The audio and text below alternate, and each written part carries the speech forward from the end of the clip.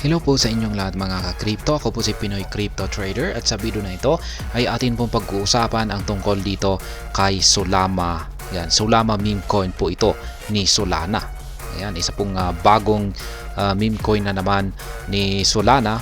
Yan, or ecosystem ni Solana na pinagkakaguluhan po ngayon sapagkat ito po ay nagpakita po ng isang magandang performance kung saan ay nag-pump po ito ng 1,800%.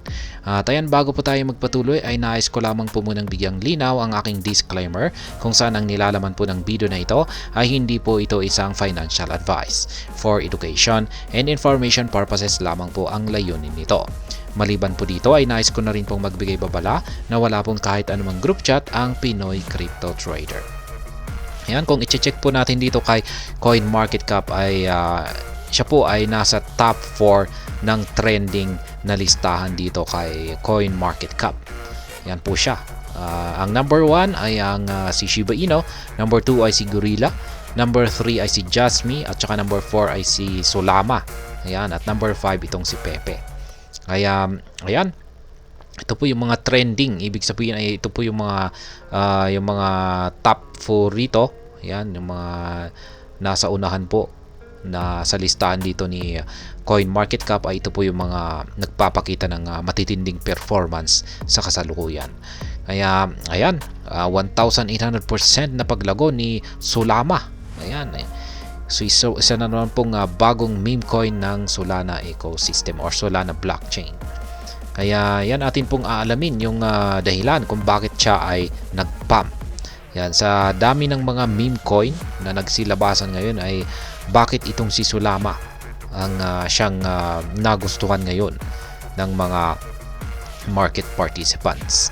Kaya yan, sabi dito ay Solana's price has skyrocketed by 55.33% in the last 24 hours, currently trading at 0.04182. This increase follows an already impressive upward trend, with the Solana posting gains of 2,261.16% and 1,811.66% over the past 7 days and 30 days respectively. Such exponential growth is not only indicative of investors' confidence but also suggests a strong underlying demand for Solana within the crypto market. Kaya ayan, sunod-sunod po yung kahangahangang ipinakita na upward trend or pag-angat sa presyo nitong si Solana. Sapagkat nitong nakalipas po na 7 araw ay siya ay sumabog ng 2,261.16%. Yan, ang laki po niyan. Tapos pagkatapos po niyan ay ito ay nagpapatuloy pa sa kanyang pag-akyat. Nitong nakalipas na 24 oras ay muli po siyang nag-skyrocket ng 55.33%. Yan, nagpapakita po yung kanyang exponential growth na ito ay nagpapakita lamang po ito na ang mga investors ay talagang may malaking pagtitiwala rito kay Solana, kaya po sila ay nag-i-invest dito. At present, positioned as 815th on the CoinMarketCap, Solana boasts a market capitalization of $26.6 million, signifying its growth prominence within the crypto space. Additionally, the project has witnessed a substantial increase in trading volume, with $18.4 million worth of Solana tokens changing hands over the past 24 hours. This surge in trading activity further validates the growing interest and liquidity surrounding Solana.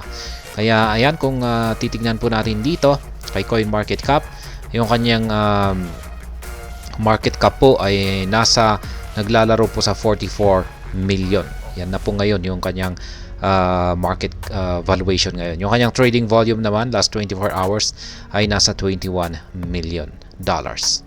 Kaya ayan, umangat po siya.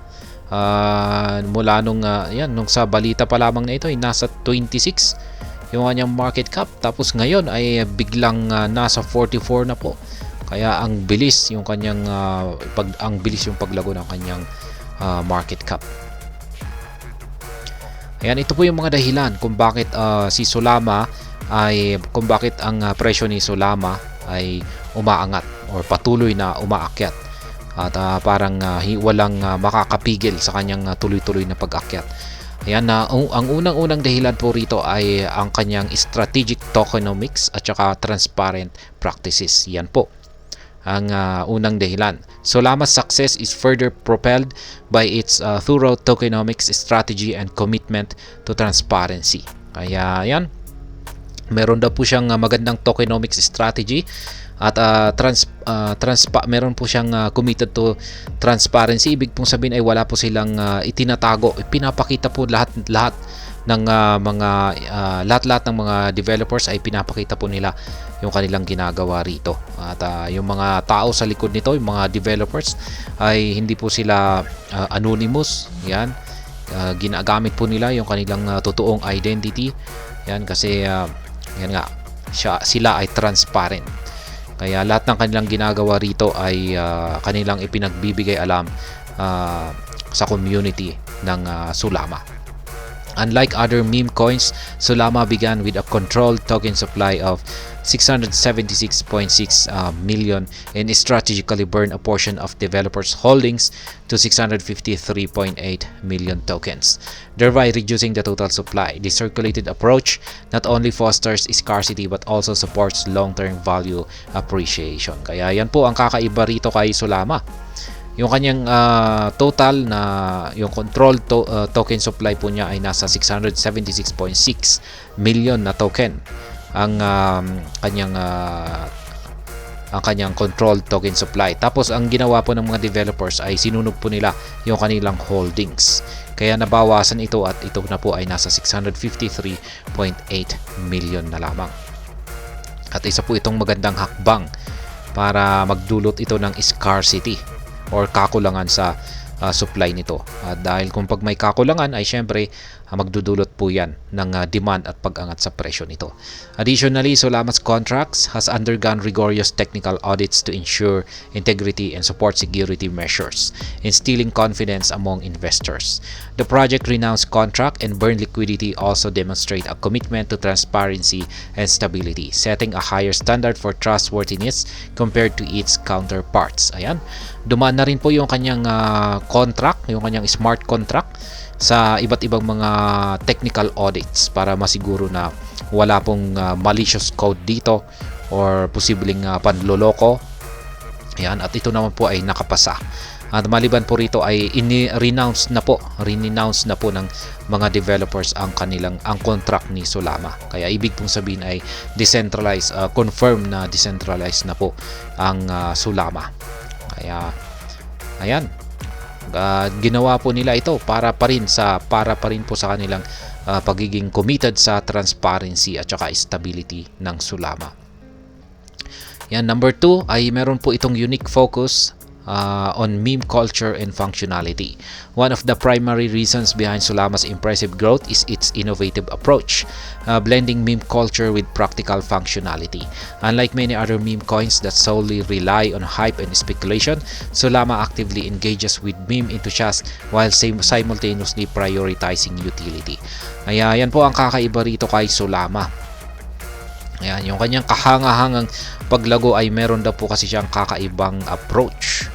Ayan, hindi po tulad ng ibang mga meme coins ay na umaasa lamang sa hype at mga speculations dyan. Si Solana ay aktibo raw pong nakikipag-engage sa kanilang mga investors, ayan, sa kanilang mga community. At kanila pong prioritize or pinagtutuunan ang utility nito. Kaya ayan, ganyan po talaga kaganda ang Solana. Kaya nagustuhan ng maraming mga meme enthusiasts.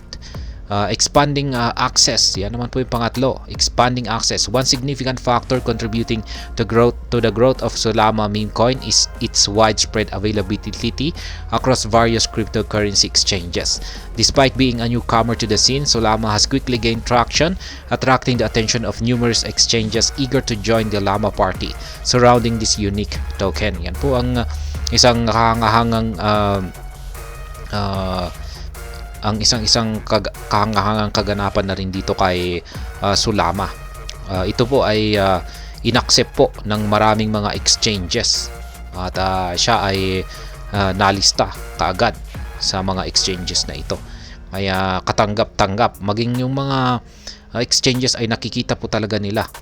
Kasi dulot po kasi ng kanyang transparency, talagang pinapakita po talaga niya na ito ay isang seryosong project. Yan, isang seryosong crypto project. Kaya hindi na nagdalawang isip yung mga exchanges na ilista ito. Kaya ayan, available po itong si Solana at pwede po nating mabili ito sa iba't ibang mga crypto exchanges. At ayan, number 4 ay reinvestment for sustainable growth. Ito po yung pinakamaganda rito. Ito yung nagustuhan ko dito kay Solana. Moreover, Solana's innovative reinvestment strategy plays a pivotal role in its price surge. By reinvesting all generated profits back into the ecosystem, Solana fuels diverse aspects of the project, including marketing campaigns, token buybacks, burns, and community reward. Ayan, yung pinakagusto ko po rito ay all profits generated will be put back into the ecosystem of Solana. Yan, muli po nilang ibabalik lahat po ng kinikita ng ni Solana dito sa kanyang ecosystem ay muli po nila itong ibabalik para ayan, or i-reinvest po nila ang kanilang ang kita nito dito sa ecosystem ni Solana. Ayan, at ito po yung siyang magpapatuloy para mas lalong para tuloy-tuloy yung paglago ng kanyang mga projects. Yan, maging yung kanyang mga marketing campaigns at ang kanilang token buybacks at syempre ang kanilang pagsusunog. At yan yung ipamimigay na rin po nila ito bilang reward sa kanyang community. Kaya yan, ito po yung napakaganda. Yung kanyang profits ay muling ibinabalik nila sa ecosystem ni Solana. Ayan, with its innovative approach and commitment to sustainable growth, Solana stands poised to become one of the best Solana meme coins in 2024 and beyond. Kaya yan, dahil daw po sa kanyang innovative approach at saka commitment, pagiging committed sa kanyang tuloy-tuloy na paglago, ay si Solana ay mukhang siya ang mananatili na numero 1 na Solana meme coin ngayong taong 2024 at hanggang sa susunod pa na mga taon. Kaya yan po si Solana. Ayan, halos magkapareho po sila ng pangalan kay Solana. Ayan, pinalitan lang yung letter N ng M, Solana. Pero meme coin po ito. At ayun, hanggang dito na lamang po tayo sa video na ito. Sana po ay inyong nagustuhan ang aking paliwanag dito. Kung inyo po itong nagustuhan ay pakiclick lamang po ang like button nito. Para naman po sa mga bago lamang dito, kayo po ay aking inaanyayahan para mag-subscribe. Pakiclick na rin po ang bell icon nito dahil ito po ang siya magsisilbing notification nito sa mga bago kong videos na aking pong ina-upload sa aking YouTube channel na ito. Marami pong salamat sa panunood. Ingat po tayo lagi at God bless po sa ating lahat.